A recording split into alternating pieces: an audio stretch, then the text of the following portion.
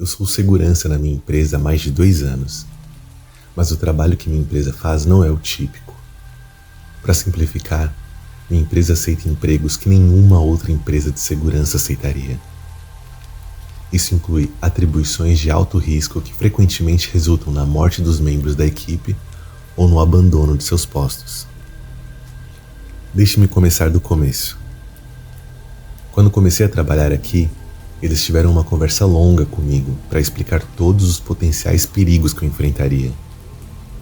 Eles também me fizeram assinar um contrato de confidencialidade e um monte de outros documentos que afirmavam que, se algo acontecesse comigo, a empresa não seria responsável. Eles explicaram que o trabalho é arriscado, mas também paga bem. Eu estava desempregado por um tempo e aproveitei a oportunidade, independentemente dos riscos.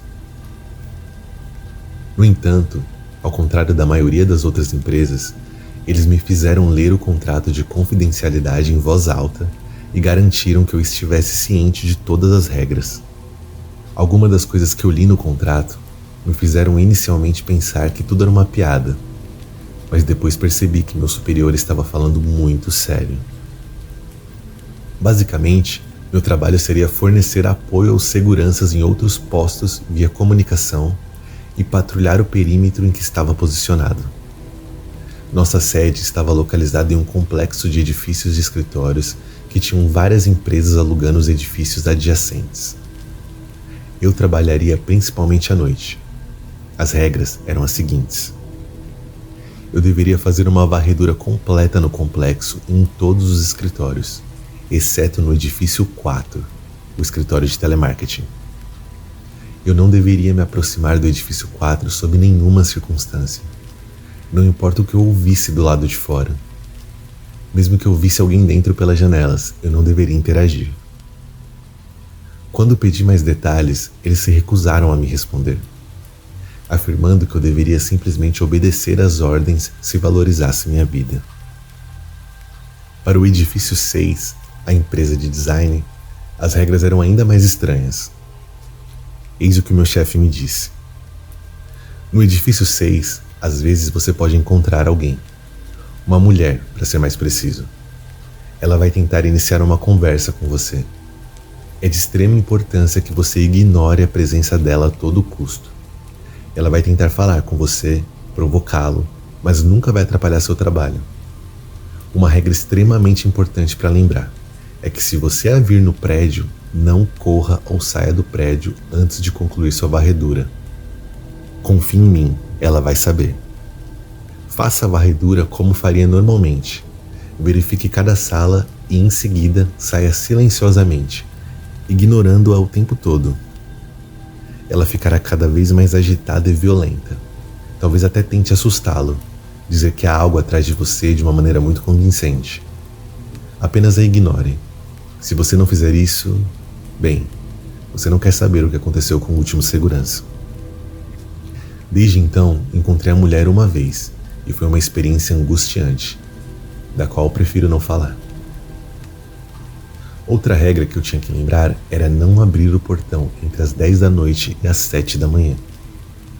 Meu chefe disse que, sob nenhuma circunstância, eu deveria abrir o portão.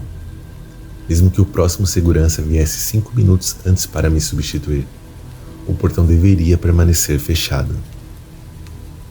Isso me leva à experiência que tive uma vez. Foi cerca de 6 meses depois de começar a trabalhar lá, e o sol já estava quase nascendo.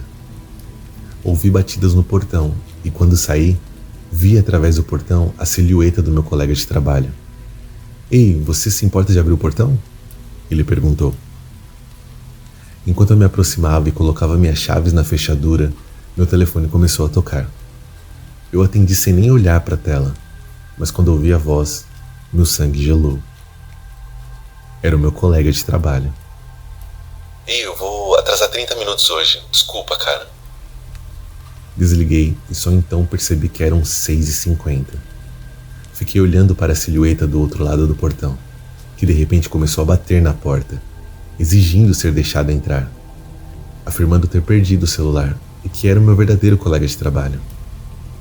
Recuei para a guarita e esperei o que pareceu uma eternidade até que as batidas parassem.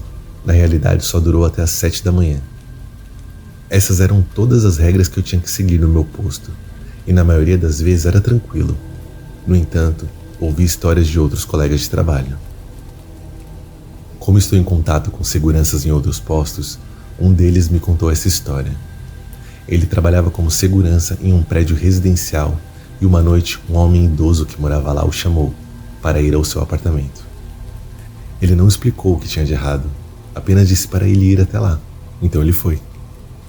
Quando chegou ao apartamento, a esposa do idoso estava chorando, afirmando que seu marido estava morto. O segurança tentou convencê-la de que seu marido estava muito vivo e que, na verdade, o havia trazido até ali, mas quando se virou, o homem havia desaparecido. Foi então que ele viu o corpo do idoso em sua cadeira, perto de sua esposa soluçante. Ele pediu demissão na mesma noite.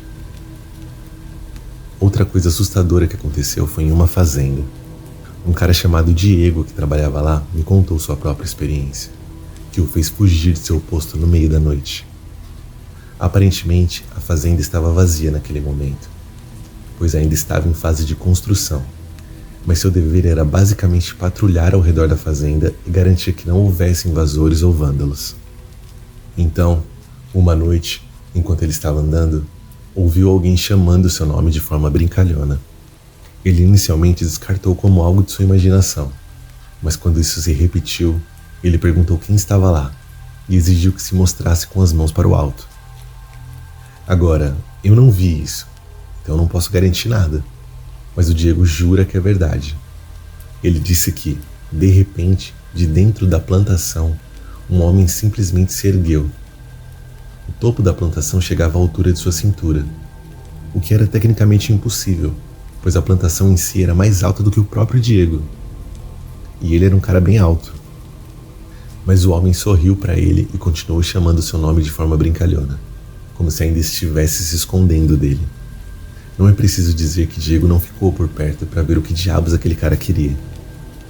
Quando ele relatou isso à sede, disseram que já havia avistamentos desse homem no passado, sempre chamando os nomes dos guardas, mas nunca fazendo nada realmente prejudicial. A última coisa que vou compartilhar aqui é minha experiência quando fui destacado para um hospital por um mês. Era uma clínica privada e meu trabalho basicamente consistia em monitorar as câmeras de segurança. A câmera 3 estava desligada. No entanto, quando perguntei por quê, eles me disseram para mantê-la desligada e nunca ligá-la. Eles também disseram que, de tempos em tempos, eu poderia ver uma pessoa na câmera que cobria a parte externa do escritório de segurança e que essa pessoa estaria apenas parada lá, de frente para a porta. Eu deveria permanecer em meu escritório quando isso acontecesse, e não olhar para a porta. Geralmente, essa pessoa desapareceria após cerca de 30 minutos.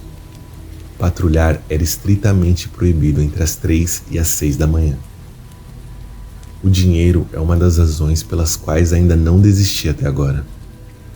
E os perigos não são tão ruins quando você se acostuma com eles e sabe o que está fazendo. Além disso, ser destacado em diferentes postos torna o trabalho aventureiro e dinâmico.